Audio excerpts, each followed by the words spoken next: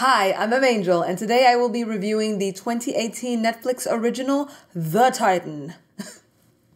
Not Titans, as I thought it was. Starring the dude from Clash of the Titans, funny, and Avatar, and who kind of ends up being the Avatar in this movie. It's basically the story of a teen Titan that grows up, and he's like the only one that's left.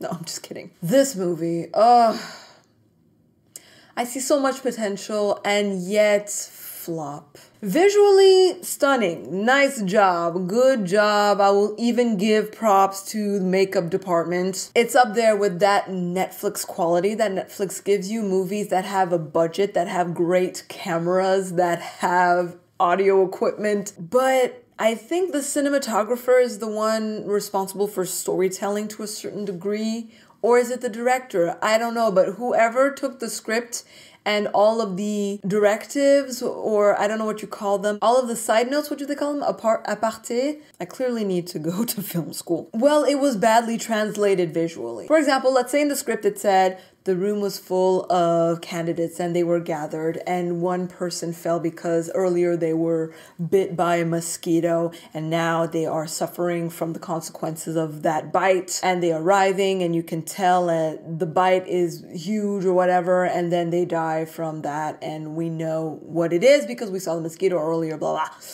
blah. Then visually they just show you a person writhing and somebody dying and everyone in the room is just like, huh? What just happened? And you have no idea that it was because of the mosquito bite. You know, I'm giving an example. It has nothing to do with the movie, but what I mean is that you're missing a lot of information most of the time with this movie. It's showing you scenes. Actors are reacting to things. You don't really know what they're reacting to. I don't know if maybe I had to watch this movie under a microscope to understand it better. To be fair, I was partially playing Sudoku and watching, but mostly watching. I didn't look down long enough to miss anything. Why is her face this way? Why is he acting this way? Poor visual storytelling. So you may think at least audio storytelling is good. The script, the actors, the lines,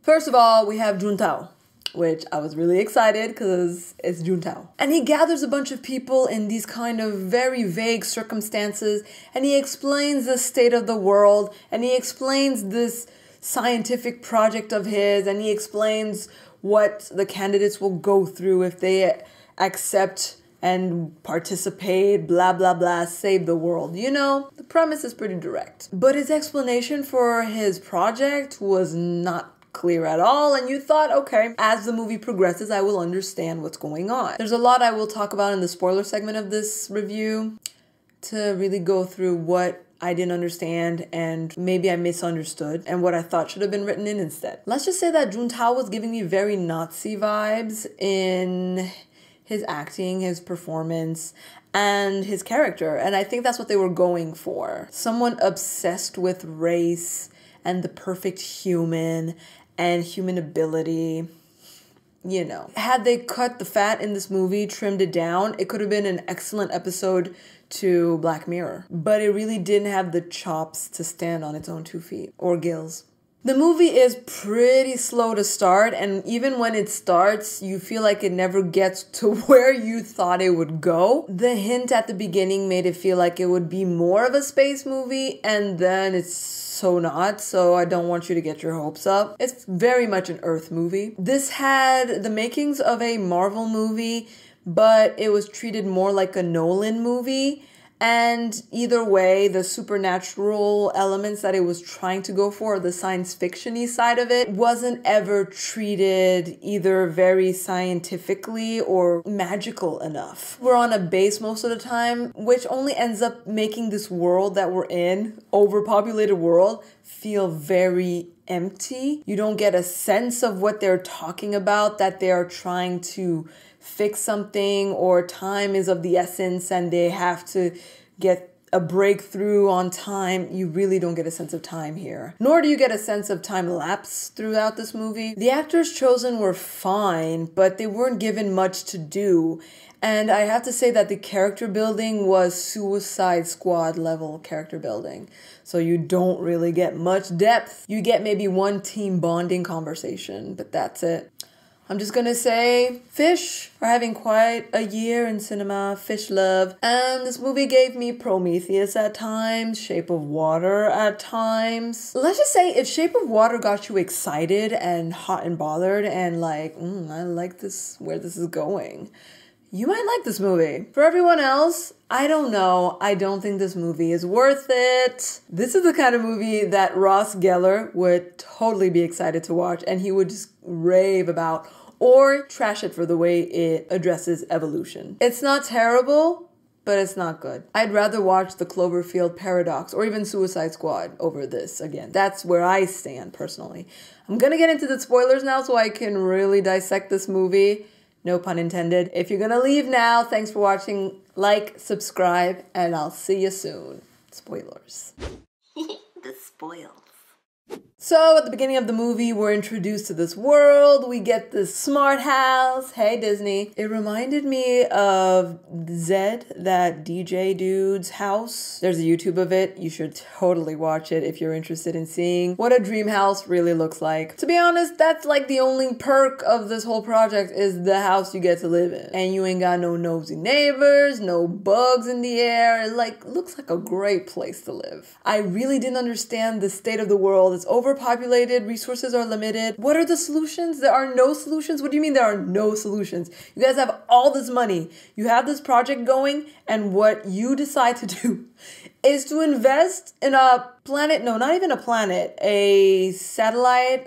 We can call it a satellite, right? It's a moon around Jupiter, right? Jupiter. It's out there. So you're telling me you have the technology to go out there. You have the technology to modify humans, to create X-Men, but they have to live somewhere else. Why can't you just modify existing humans so that they can live on Earth? You know? I mean, create a serum that maybe cuts hunger, regrowth, so that fields that have been ravaged can grow food again. How about you enforce a one-child or no-child policy? They did reference that there was a permit situation to have kids. You can instill a purge. I mean, there are things, there are solutions. I don't want to sound how I'm about to sound, but that's so your typical rich, old white dude in a movie who's like, we made a mess. Oh, I don't like it. I'm just gonna leave. Isn't that the premise for that movie? Was it Elysium or something? Jason Bourne in space? You're not really using people, is what I'm saying. You're just jumping to science and Nazi world domination, other world domination. Like, first of all, how are you entitled to another planet? Who said you could move in? If an alien did that to Earth, I don't think you would like that. How do you know there aren't aliens over there that would just be like, stop, wait a minute, show your passport, bring it in. You don't know. You don't know what they look like. You don't know what they sound like. They might be there living peacefully underground. They might be in the water because apparently eating fish. Deal with your ish at home. Deal with it. Sit in it. Fix it. And I love how his plan only included a bunch of American people from what I understood. If you really want to create this new world, don't you want to take people from different cultures, at least different continents? Getting back to reviewing the movie itself, like I said, it's kind of all over the place. You got scenes that just really aren't well explained. There's a scene with wife and hubby in the pool, and then wife kind of freaks out, and later on I understood it's because his skin was coming off, but it really wasn't obvious in that scene. I was like, what's going on? Did he get aroused and you didn't expect that? And you were like, oh, somebody's ready for me, but I'm not ready for him. And then there was like a weird random surgery at some point, and I was like, for what? For what? Why? And they give them night vision. I didn't understand. Does that have anything to do with living on Titan? And who would want night vision? Can you fall asleep if you have night vision? If there is no nighttime? If your eyes are never off or dimmed? Doesn't that provoke insomnia because you are always seeing?